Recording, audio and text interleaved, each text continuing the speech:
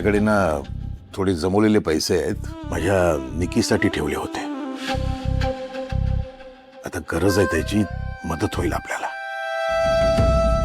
पुढचं पुढे बघू. बाबा, माझ्या लग्नाचे सुद्धा काही दागिने आहेत. म्हणजे साधारण 2 तोळे असतील. त्यातून येणारे पैसे, त्याची सुद्धा आपल्याला थोडीफार मदत होईल. कल्याणी, बाबा, आपला नवराच आपला राहिला नसेल तर ते दागिने ठेवून काय करायचंय? ते 4 पैसे निदान आपल्या कामी तरी येतील. माझ्याकडे सुद्धा 1 तोळं सोनं आहे, तेही उपयोगाला येईल. अजिबात नाही. कोणी दागिने मोडणार नाही. आणि कल्याणी, अजून आपल्या गौरीचं शिक्षण बाकी आहे. आणि मला एक कळत नाही, सगळं संपलंय असं तुम्ही का बोलताय माझ्याशी? ते दागिने म्हणजे तुम्हा दोघींचं स्त्रीधन आहे. आणि ते आता गेले तर पुन्हा करता येणं शक्य तरी आहे का? बाबा, पण मग आपण त्याची काहीही गरज नाही. आपण बघू काय करायचं ते. आई,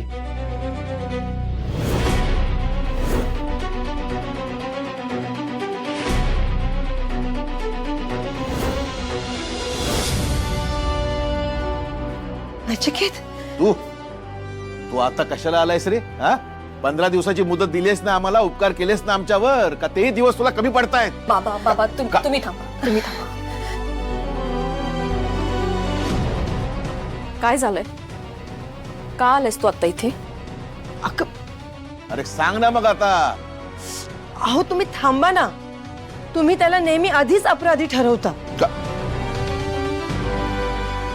तो काय म्हणतोय ते ऐकून तरी घ्या. नचिकेत, तू त्यांच्याकडे लक्ष नको देऊस. हे बघ, तुला कळलंय ना तू चुकीचा वागलायस. मग तू ना सगळं विसर आणि पुन्हा आई,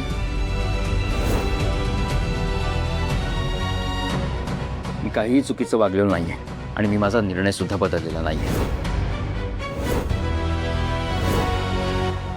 हे घर तुम्हाला सोडून जावंच लागणार आहे. नचिकेत, हो, पण या घरातला मोठा मुलगा म्हणून आणि निकीचा मोठा भाऊ म्हणून माझं कर्तव्य करायला आलोय मी इकडे. काही गोष्टी तुमच्या कानावर घालायच्यात म्हणून आलोय इकडे. त्या निकीला सांभाळ जरा. बघ, लक्ष दे तिच्याकडे. भरकटत चाललीये ती.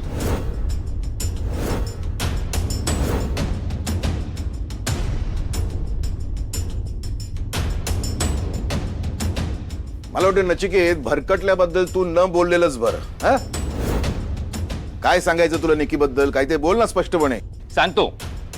मी आता तिथे त्या निकीला त्यांनी कशाला सांगायला हवं?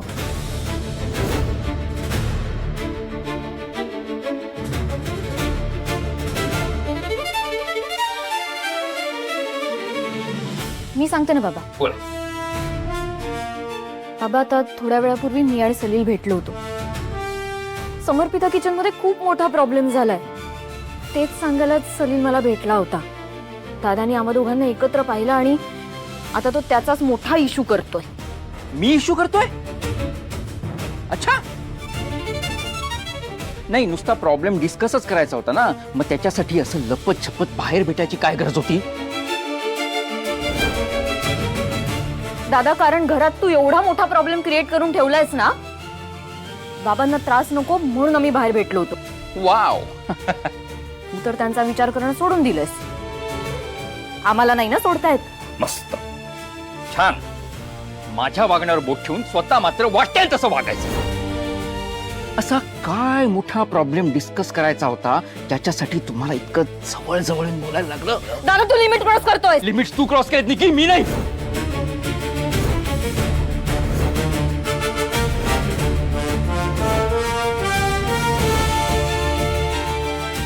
तिथे तुला आणि त्या सलीला हातात हात घालून बोलताना बघितलंय मी तिकडे. मग काय झालं हातात घेतला तर? मित्र हातात घेऊ शकत नाही? अरे हे ऐक दादा, प्रत्येक रिलेशन तुझ्या आणि त्या मीनाक्षीच्या रिलेशन सारखं अनैतिक नसतं. निकी, नचिकेत,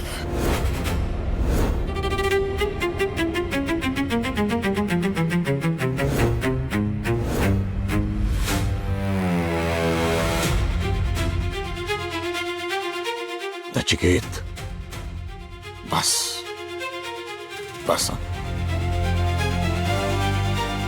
ज्या क्षणाला आम्हाला आमच्याच घरातून बाहेर काढण्याच्या गोष्टी केल्यास ना, त्या क्षणापासून तुझा या घराशी आणि घरातल्या माणसांशी संबंध संपलाय.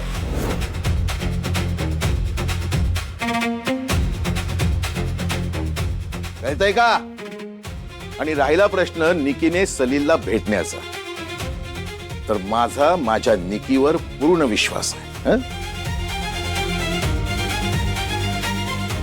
आणि नचिकेत, ह्या बाबतीत नाही, कुठल्याही बाबतीत मला तुझ्याकडून काहीही ऐकायचं नाही.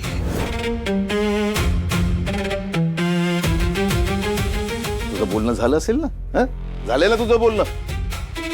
ताबडतोब चालतो इथून.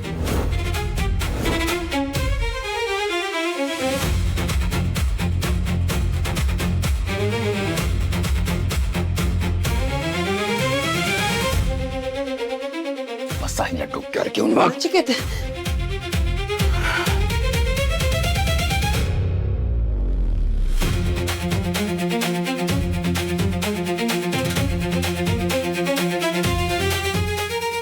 निकी, नचिकेत जे काही म्हणत होता तसं खरंच काही नाहीये ना?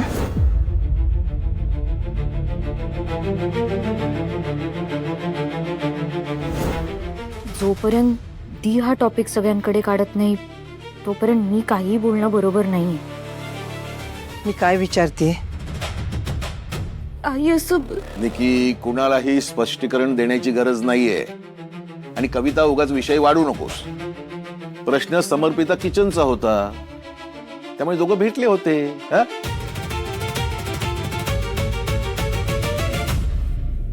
काय कविता, विषय संपला.